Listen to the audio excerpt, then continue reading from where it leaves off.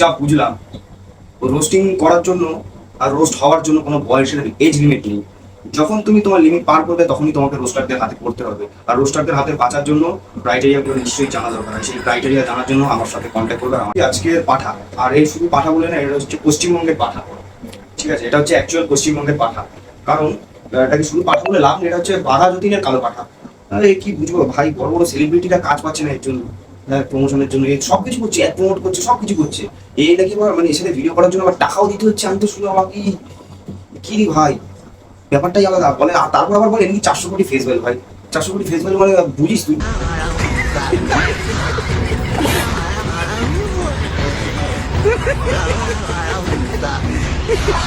মানে বুঝিস তুই ভাই? এই 400 কোটি ফেস ভ্যালু মানেটা কি?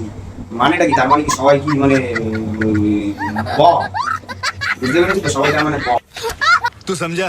हाँ नहीं तू समझा नहीं। ও হচ্ছে ভালো। 400 কোটি ফেস ভ্যালু ভাই। টালিগঞ্জে ভাই লাইন লেগে যায় অডিশনে, ব্যান্ডরাতে লাইন লেগে যায় ভাই। শুটিং এর জন্য লোকে কাজের জন্য খোঁজে খোঁজে রীতিমতো। এই ভাই নাকি কি বলবো, বোম্বে সেলিব্রিটিরাও ভাই মনে হচ্ছে এর কাছে ছিল। বুঝি না কেন। আর যেটার জন্য দেখাচ্ছি, একটা ভিডিও বানিয়েছে দেখো এই মহিলাটাকে। তার আমি কি বলবো ভাই, মানুষ ভাইরাল হওয়ার জন্য কত কি করতে পারে ভাই। ভাইরাল হওয়ার জন্য এরকম উল্টো পাল্টা কি নাচে, পাঠা নাচে, কালো পাটা কি নাচে লিখে দিচ্ছে নাকি? আমার মনে হচ্ছে পেছন দিকে শুশুই দিচ্ছে ডিজে, ডিজে অন্য শুশুই দিচ্ছে পেছন দিকে। তুমি মেয়েটা কি বুঝি ভাবা রে, মনে হচ্ছে ভুলে কাঁপছে।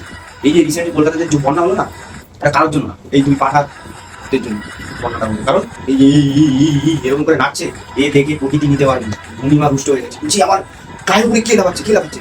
লাফানোর জন্য এইগুলো হয়ে গেছে, এইগুলো বুঝলে, এমনি হয়নি। এদের জন্য আজকে সমাজের এই অবস্থা। তার উপরে এটা কি নাচ ভাই? এই নাচের মানেটা কি? কি গান ভাই? গানটার মানে বুঝতে পারছি না। এগুলো কি প্রতিদিন এদেরকে ইচ্ছা মতো দিন রাত একটা করে রোস্টিং ট্যাবলেট খাওয়ানো উচিত। আর এদের কমেন্টে গিয়ে তো খিস্তা কমেন্ট আছে, মোট পয়েন্ট টু বি নোটেড।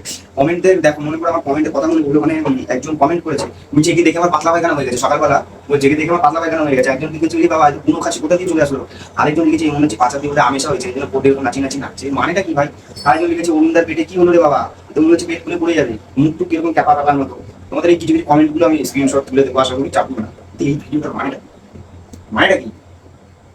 কিন্তু লোকটা কিন্তু খুব ভদ্র, খুব ভদ্র। তুমি জানো কতটা ভদ্র? খুব ভদ্র মানে হচ্ছে একদম সেরা লেগে, সেরা সেরা সেরা ভদ্র মানে হচ্ছে ঢ্যামনা বুঝি লোক, একদম ঢ্যামনা বুঝি। আমার ভিডিওটা যদি তোমাদের ভালো লাগে তাহলে লাইক কমেন্ট শেয়ার সাবস্ক্রাইব এবং কিস্তি দিয়ে যাও।